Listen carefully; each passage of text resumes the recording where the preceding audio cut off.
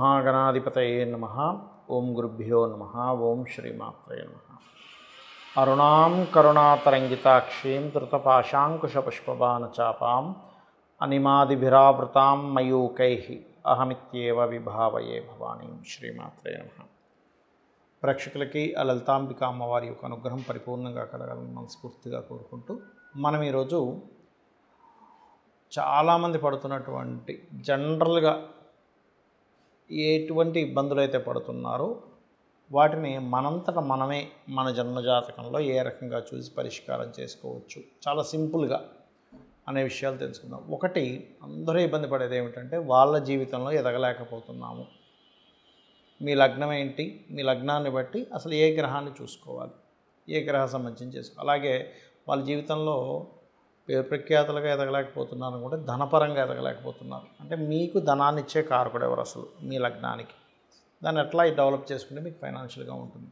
ధనం ఒక ఎత్తు అయితే మనకి రుణము, ఎక్కువ రుణాలు ఉన్నాయండి, ఏంటో ఈ అప్పులు ఎప్పుడు తీరుతాయో అర్థం కావట్లేదు అంటూ ఉంటారు. అటువంటి వాటికి అట్లాగా మీ లగ్నరీత్యా అదేవిధంగా ధనము, రుణము, కెరియర్ పరంగా కానివ్వండి, అలాగే వివాహపరంగా కానివ్వండి, ఈ విదేశీ సంబంధించినవి కానివ్వండి, ఇలాగా కొన్ని అంశాలు ముఖ్యంగా మేజర్గా మనకి ఏం కావాలి హెల్త్ పరంగా, వీటిని అసలు మనం ఎలా చూసుకోవాలి మన పర్సనల్ చార్ట్లో మనంతట మనమే, దీంతోపాటు దీన్ని ఎట్లా డెవలప్ చేసుకోవాలి అనేటువంటి అంశాలు చెప్తుంది నేనైనప్పటికీ కూడా చెప్పేస్తుంది సాక్షాత్ లలిత అమ్మవారిగా భావిస్తూ ఒక్కొక్క లగ్నం గురించి మనం తెలుసుకుందాం. మేష లగ్నంలో జన్మించారు ఉదాహరణకి మీరు. మేషానికి అధిపతి కుజుడు. ఈ కుజుడికి లగ్న అష్టమాధిపత్యం వస్తుంది. వచ్చినప్పుడు ఏంటంటే సర్వసాధారణంగానే ఇది కొద్దిగా ఈ కాంబినేషన్ ఏంటంటే 1 and 8 అంటే ఎక్కడో మీరు ఆకస్మికంగా ఎదగడానికి అంతే స్కోప్ ఉంటుంది, ఆకస్మికంగా డౌన్ఫాల్ అవ్వడానికి కూడా అంతే స్కోప్ ఉంటుంది. ఇప్పుడు ఈ 1-8 కాంబినేషన్ ఉన్నటువంటి ఈ మేషానికి పాపగ్రహ సంబంధం వచ్చింది అంటే మీరు జాగ్రత్తలు తీసుకోవాల్సింది ఎక్కడ అంటే వాహనాల మీద స్పీడ్గా వెళ్ళకూడదు. యాన్సిస్టర్స్ ప్రాపర్టీ అంటే పూర్వీకుల ఆస్తులకు సంబంధించిన దోషం ఉన్నటువంటివి తీసుకొని వాటిని ఇబ్బంది పడుతూ ఉంటారు. కాబట్టి ముఖ్యంగా మీకు పాడైతేనేమో ఇబ్బందులు యాక్సిడెంట్ రూపంలోనో పూర్వీకుల ఆస్తుల రూపంలోనో వస్తూ ఉంటుంది, బాగుంటేనేమో పూర్వీకుల ఆస్తుల మూలంగానే మీరు సక్సెస్ అవుతారు. ఇది ప్రధానంగా గుర్తుపెట్టుకోవాలి. అప్పుడు మరి ఏం చేయాలి, మీ కుజుడు కనుక పాడయ్యాడు, పూర్వీకుల ఆస్తులు మీరు యాజ్ ఇట్ ఈస్గా తీసుకోకుండా వాటిని అమ్మేసి ఇంకోటి కొనుక్కోవడం ఉత్తమం. అదేవిధంగా వాహనాల మీద స్పీడ్గా వెళ్ళకూడదు. ఇక మీకు ధనాధిపతి అంటే మీకు ఫైనాన్షియల్గా ఎదగలేకపోతున్నాము మేషలగ్నం వారంటే మీరు చూసుకోవాల్సిన ముఖ్యమైన గ్రహం శుక్రుడే. ఎందుకంటే 2వ అధిపతి 7వ అధిపతి. ఇక్కడ శుక్రుడు బాగున్నాడా వివాహం తర్వాత అద్భుతంగా కలిసి వస్తుంది. శుక్రుడు బాగోలేడా మీరు పాపం ఎన్ని ట్రయల్స్ చేస్తున్నా ఇబ్బంది అప్పుడు ఏం చేయాలి, శుక్రుడు ఏ గ్రహాల ద్వారా బ్లాక్ అయ్యాడో చూసుకోవాలి. అంటే శుక్రుడు ప్రధానంగా మీకు కేతువు ద్వారా బ్లాక్ అవుతాడు ఎనీ లగ్న. అయితే ఈ శుక్రుడు కనుక కేతువుతో కలిసిన పాపగ్రహాలతో కలిసిన ఆ గ్రహాలకి సంబంధించిన దీపారాధన దానం ఇచ్చుకుంటూ మరలా ఈ సంపత్కరీ సమారూఢ సింధుర వ్రజ సేవితాయే నమః శుక్రవారాలు కాస్త బలం పెంచుకోవడానికి శుక్రగ్రహం దగ్గర దీపారాధన చేయడము, అది ఏ గ్రహాల ద్వారా పాడైందో చూసుకోవాలి. ఎందుకంటే మేషలగ్నానికి ప్రధానంగా శుక్రుడు అవుతాడు, ఒక్కొక్క లగ్నానికి ఒక్కొక్కరు అవుతారు. అదేవిధంగా ఏమంటే హెల్త్ పరంగా బాగా ఇబ్బంది పడుతున్నామంటూ ఉంటారు మేషంలో పుట్టి. అలాంటప్పుడు ఏంటంటే కన్యారాశిలో కానీ మిథున రాశిలో కానీ ఏదైనా పాపగ్రహాలు ఉన్నాయా, అదేవిధంగా 4వ అధిపతి ఎలా ఉన్నాడు, పంచమాధిపతి అంటే రవి ఎలా ఉన్నాడు, చంద్రుడు ఎలా ఉన్నాడు, బుధుడు ఎలా ఉన్నాడు, అవి స్ట్రాంగ్గా ఉన్నాయో వీక్గా ఉన్నాయో దీన్ని బట్టి మీకు అనారోగ్యం అనేటువంటిది మీకు ఆ పీరియడ్లోని ఆ మహాదశలు అంతర్దశల్లోని లేనట్లయితే ఆ గోచారం వచ్చినప్పుడు ఎఫెక్ట్ చూపిస్తుంది. అలాంటప్పుడు మీరు సింపుల్గా ఎప్పుడు మీకు అనారోగ్యం వచ్చినా కన్యా మిథున రాశుల్లో ఉండే గ్రహాలకు సంబంధించిన దానము లేదా బుధ రవి చంద్ర అంటే బియ్యము గోధుమలు పెసలు ఇచ్చినట్లయితే కూడా మీకు అనారోగ్య సమస్యలు తగ్గుతాయి. ఈ రకంగా వివాహం అవ్వట్లేదన్నా శుక్రుడు బలం చూసుకోండి. ఇన్వెస్ట్మెంట్స్ లేకపోతే విదేశాలకు వెళ్ళలేకపోతున్నాము అప్పుడు గురు బలం చూసుకోవాలి, గురువు ఎలా ఉన్నాడు. లేదు కొంతమందికి యోగం ఉంటుంది కానీ స్వల్పంగా ఉంటుంది విదేశాలకు వెళ్ళడానికి, అలాంటప్పుడు మీరు హనుమాన్ చాలీసా చేసుకున్నట్లయితే అన్ని విధాల మీకు బాగుంటుంది. మనం ప్రధానంగా జ్యోతిష్శాస్త్రంలో అర్థం చేసుకోవాల్సినటువంటి 2 విషయాలు ఉంటాయి పర్టికులర్గా. ఒకటి గోచారము, రెండవది జన్మజాతకము.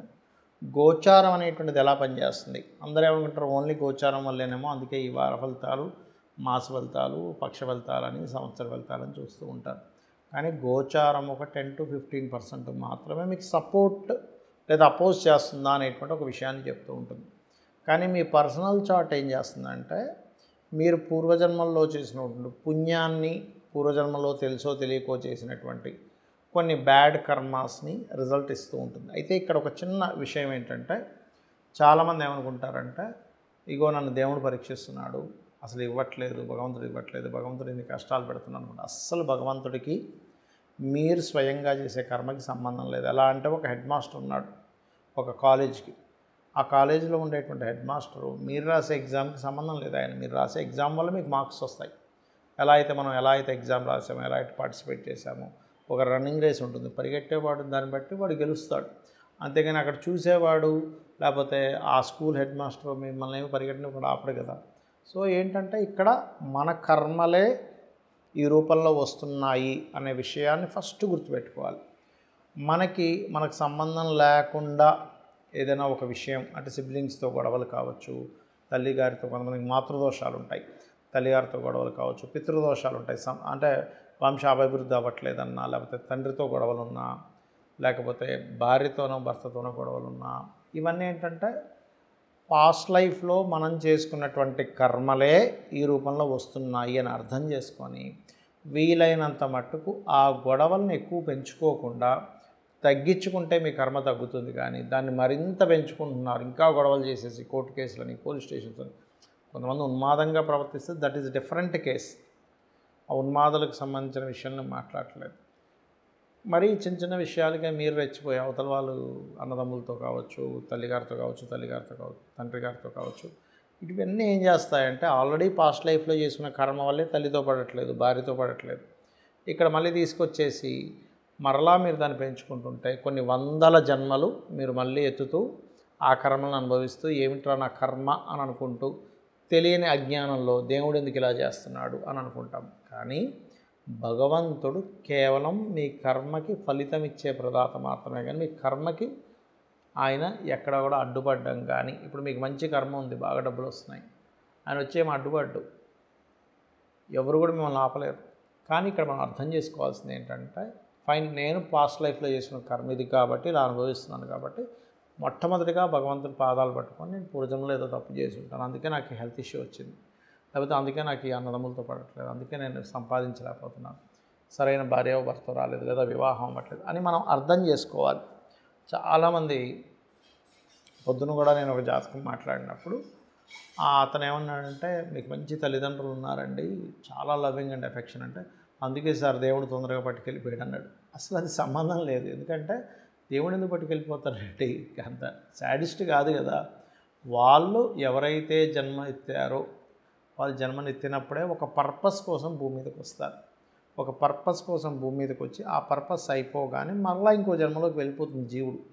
అంతేగాని మంచిగా ఉన్న తల్లిదండ్రులని దేవుడు పట్టుకుపోవడం, అస్సలు బాలిన తల్లిదండ్రులని దేవుడు కావాలని ఉంచడం, అలాంటి స్క్రీన్ ప్లేని ఏమి చేస్తూ కూర్చోడు ఆయన. అది ఒక పర్పస్ ముందే మనం కోరుకుంటాం.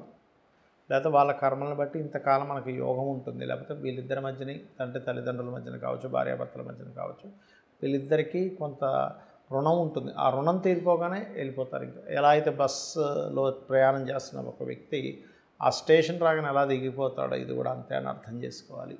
ఇక నేను చెప్పేది ఒకటే, మీకు ఎటువంటి ఇబ్బందులు ఉన్నా లలితా సహస్రనామాలు నిత్యము పఠించండి.